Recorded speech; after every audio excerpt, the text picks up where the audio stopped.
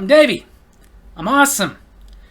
And welcome to Davy's Awesome Stories, where I tell funny stories from my past or go on a rant in an effort to make you laugh. So this week, I'm going to tell you a story, but to get there, I got to tell you another story. Those of you who have been watching for a while, you know about my brother, the film bestie.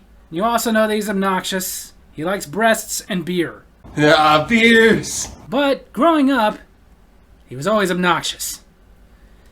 And he was a little bit mean. He is my older brother.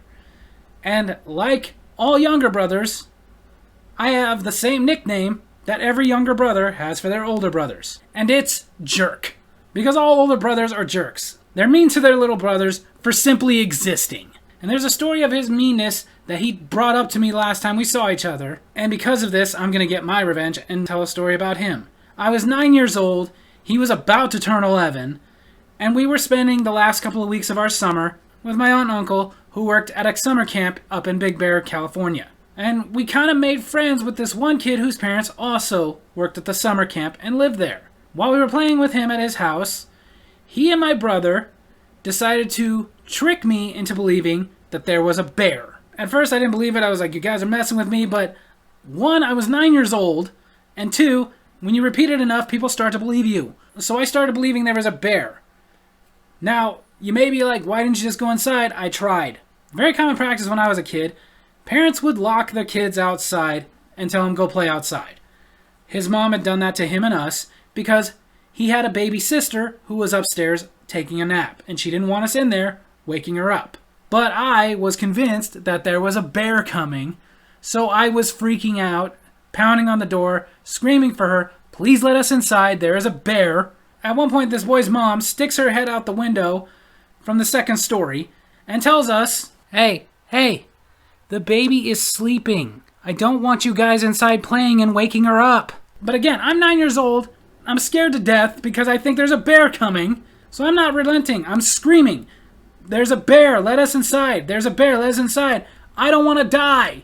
I kept screaming that over and over again. And to this day, my brother mocks me about it with, Dude, remember that time you were like 9 and we convinced you a bear was coming and you were like, I don't want to die. I don't want to die. Funny. Now, the way the woman finally got me to calm down was she convinced me that their dog, that was a Rottweiler, and a really cool dog. I loved that dog. Point in case, the friend we were playing with, I don't remember his name.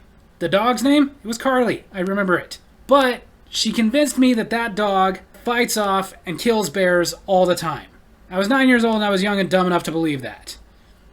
Nowadays, as great as Rottweilers are, there's no way a Rottweiler is going to take out a bear. But whatever, it was a good enough lie to get me to calm down and be okay. Plus, as soon as I stopped freaking out, the friend Josh and I were hanging out with felt bad enough to inform me that Josh and him were lying, there was no bear. And apparently, through my freaking out, I did wake up his baby sister, and his mom was pissed.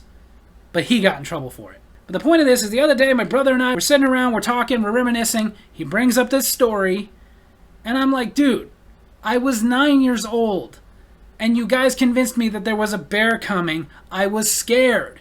You're so stupid for believing a bear was coming. I'm stupid for believing that a bear was coming in a place called Big Bear. A place where, yes, there are bears. It was summer, so it wasn't like the bear was hibernating. Heck, one of the times we had been to this camp to visit my aunt and uncle, we ate bear meat. Because apparently some hunter was in the woods, I don't know what he was hunting, but thought he saw what he was hunting, shot it, and then it turned out to be a bear. He shot it again and was able to kill it, and they still had bear meat. It's very greasy. So yes, bears do exist and are around Big Bear. It's not a stretch of the imagination to believe that a bear would be around. But I also had to point something out to Josh. You're calling me stupid because at 9 years old I was convinced there was a bear? When at 16 years old you were convinced about a magic bottle? Dude, don't go there. Oh, I'm going there. The story of the whispering bottle. One day, when my brother was 16, he likes to tell this story as he was younger than that. He's even said at one point that he was 14, as if that would make a big difference. But he was 16. And I know he was 16 because the whispering bottle belonged to my best friend, author Ken Lindsay, author of the Gavin English series and the River Runes. Available at kenlindsaybooks.com. He drove up to our house, meaning he was at least 16 years old. He is 2 days younger than Josh. So Josh was 16. He came up, and one of the things he had brought with him was, I will admit, this really cool hard plastic bottle. It was very colorful, mostly a bunch of different shades of purple, which was great for Ken because that's his favorite color. Kind of twisted at the end. And gotta remember, when I was 16, this wasn't a brand new technology, but it wasn't as available as it is now.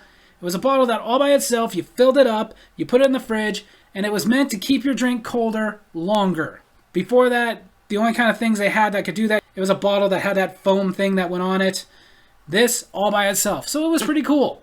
Now, even though Josh and I saw it and thought, yeah, that's pretty cool, Ken was a little obsessed with it that night. He had just gotten it, and he wouldn't shut up about the bottle. But I didn't really say much about that. I just kind of went like, whatever, that's Ken being Ken.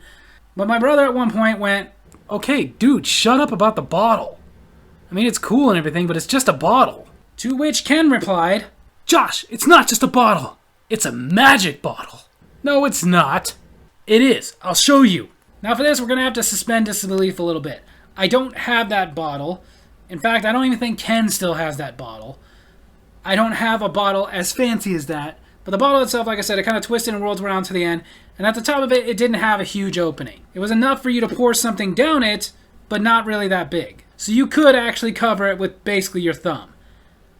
And he does this. Hello, Josh. Hello, Josh. To which Josh responded, whoa! Do it again! Both Ken and I held in our laughter as Ken did it again. Hello, Josh. Hello, Josh. After the second time, Josh went, wait a second. Do it again. So again, I'm sitting there really trying to hold it in, like, don't laugh, don't blow this. Let's see how long this takes him. Ken feeling the same way. So Ken did it again.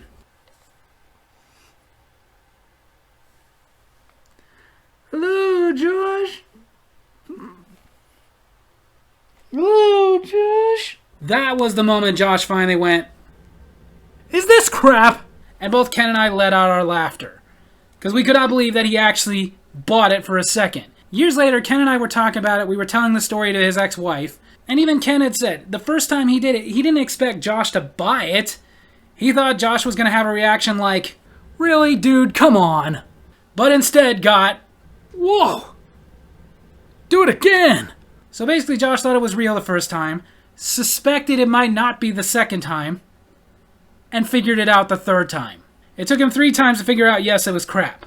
So my brother wants to make fun of me for being 9 years old, in a camp in the middle of the woods, believing there was a bear and being scared of it, when at 16, he believed in a magic bottle. So there you have it. That's my story video this week. I hope you guys enjoyed it. And if you did, make sure to hit like, hit subscribe, hit the little bell so you get notifications when I post my videos, and leave a comment. If you're a younger sibling, give me a little story about your dumb older sibling.